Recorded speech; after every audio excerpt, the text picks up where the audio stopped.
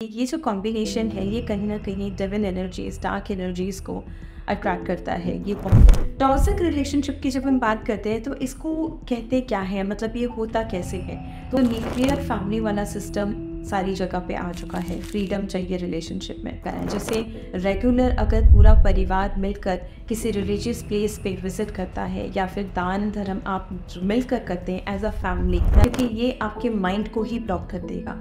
आपके गलत डिसीजन लेना, गलत सोच पैदा करना किसी के बारे में, प्रीकंसेप्शन जिसके बारे में हो जाती है ना। Hello everyone, this is a spiritual life coach Shagul Singh. कैसे हैं आप सब? आज मैंने सोचा कि क्यों ना आपको टॉक्सिक रिलेशनशिप के बारे में बताया जाए। आज मैं एक न्यूमरोलॉजी कैलकुलेशन कर रही थी जिसमें एक कॉम्बिनेशन आता है मेरे पास 13, 15 एंड 8 का। मैंने इस कॉम्बिनेशन के बारे में पहले भी आपको बताया है कि ये जो कॉम्बिनेशन है ये कहीं ना कहीं डेविल एनर्जीज डार्क एनर्जीज को अट्रैक्ट करता है। ये बहुत सारे लॉन्ग रिलेशनशिप को अट्रैक्ट करता है, फेलियर्स को अट्रैक्ट करता है, और भी बहुत सारी ऐसी चीज़ें जैसे toxic relationship is one of them. जैसे ज़रूरी नहीं है कि हर बार हम डेविल एनर्जीज़ को स्पिरिट के साथ ही कनेक्ट करें या फिर कोई ऐसी चीज़ जिसके साथ हम ब्लैक मैजिक बोल सकते हैं। किसी हद तक ये ट्रू है, लेकिन इस चीज़ को अगर हम थोड़ा सा साइंटिफिकली भी देखें तो ये चीज़ें जो हैं या फिर ये नंबर कॉम्बिनेशन जो है ये कहीं ना कहीं आपके रिलेशनशिप में आर्ग्यूमेंट्स को अट्रैक्ट करता है, एक्स्ट्रा मैरिटल अफेयर्स को अट्रैक्ट कर सकता है और इन शॉर्ट टॉक्सिक रिलेशनशिप को भी अट्रैक्ट कर सकता है। टॉक्सिक रिलेशनशिप की जब हम बात करते हैं तो इसको कहते क्या है, मतलब ये होता कैसे है। तो आज इन्हीं सारी चीज़ों के बारे में हम बात करने वाले हैं, समझने वाले हैं कि किस तरीके का रिलेशनशिप होता है और क्या क्या चीज़ें इसमें रहती हैं, क्या हम कर सकते हैं इसको सुधारने के लिए और इससे बचने के लिए भी। तो बने रहिए मेरे साथ, लेकिन इसके पहले मेरे चैनल को सब्सक्राइब करना ना भूलें और हिट द बेल आइकन।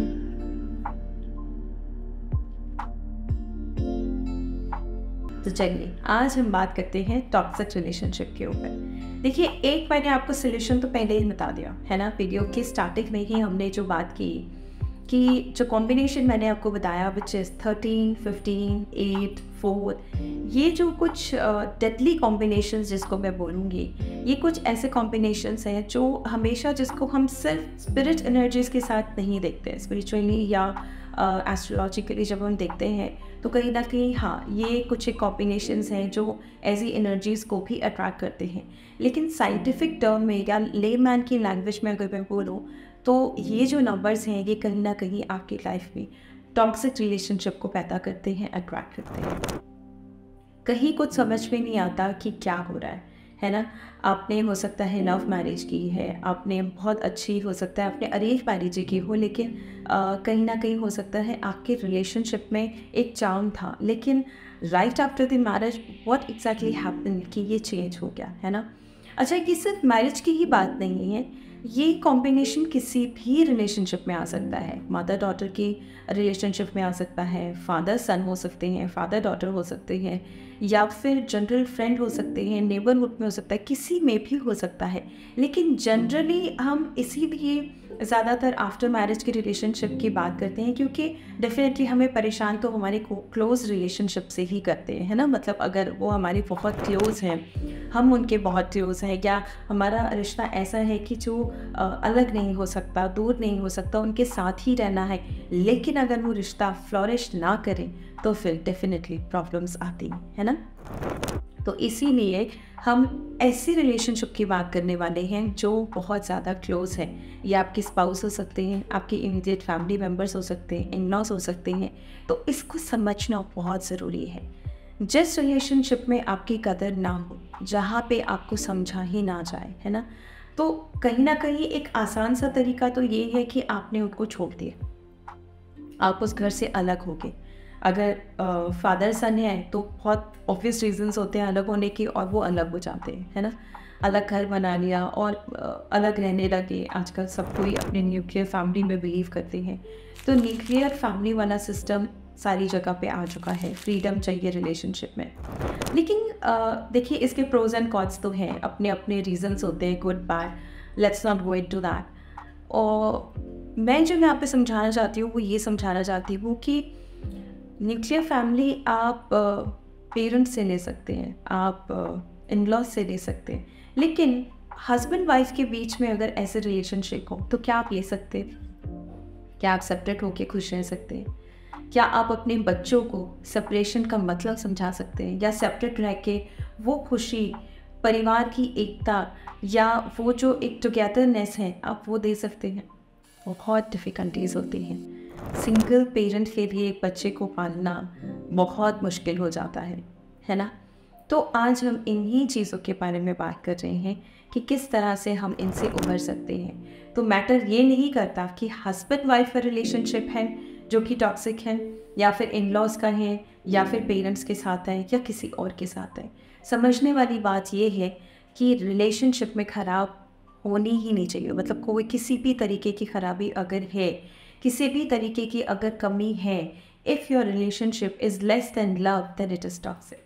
जिसमें अब्यूज़िव हो सकता है, जिसमें हिटिंग हो सकता है, जिसमें एक दूसरे की कदर ना करना, भरोसा ना करना, एक दूसरे को नीचा दिखाना, ब्लेम करना, अपनी गलती छोड़कर हमेशा दूसरे को ही गलत ठहराना, या उसके लिए एक परसेप्शन ही बना लेना कि ये तो ऐसा ही है।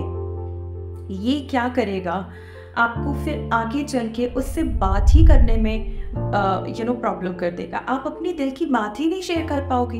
1 बार, 2 बार, 3 बार अगर इस तरह से आप सोचते रहे, या 1 बार या 2 बार कोई इंसिडेंस हो गया, उसको अगर आप लेके सालों साल चलते रहेंगे, तो फिर वो जो प्री कंसेप्शन है, इससे आप क्या कर रहे हैं, आपकी आने वाली जो फ्यूचर लाइफ है उसमें भी आप उसी तरह की चीज़ें क्रिएट कर रहे हैं जो एक बार हो सकता है एक्सीडेंटली हो गया।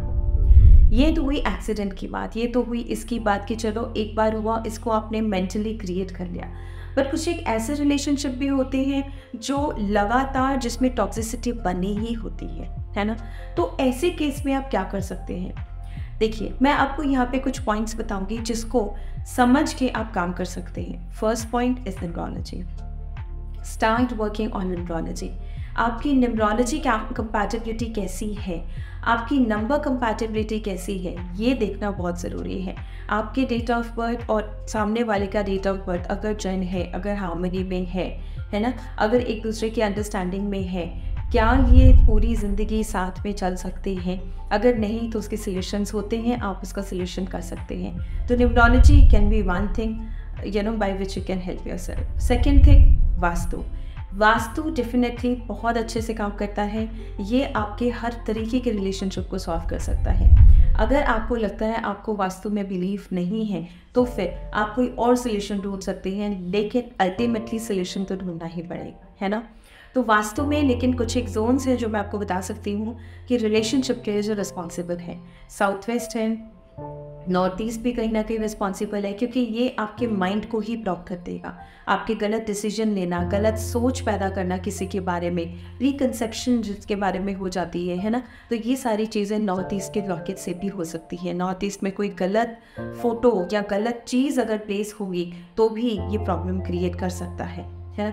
अब मैं एक छोटा सा एग्जाम्पल आपको यहाँ पे देती हूँ। साउथ वेस्ट में अगर आप बुद्धा जी का कुछ भी रख देंगे, चाहे आइडल रख देंगे, चाहे फ़ोटो रख देंगे, कुछ भी अगर बुद्धा जी का आप प्लेस करेंगे साउथ वेस्ट में, तो ये आपके रिलेशनशिप को बिगाड़ देगा। लेकिन इनको अगर आप सही डायरेक्शन में लगाते हैं अपने घर में, जैसे कि नॉर्थ ईस्ट में, ईस्ट में, तो फिर ये आपकी बुद्धि को इन्हांस करेगा, आपके नॉलेज को इन्हांस कर देगा। तो इसी तरह बहुत सारे ऐसे छोटे छोटे और चीज़ें हैं जो आप चेंज कर सकते हैं वास्तु वाइज अपने घर में, चाहे वो प्लेसमेंट के हिसाब से हो, चाहे वो सही एलिमेंट के हिसाब से हो, सही एक्टिविटी के हिसाब से हो, सही कलर के हिसाब से हो, एज पर द जोन। ये आपके रिलेशनशिप को इन्हांस करेगा और खुशहाल बनाएगा।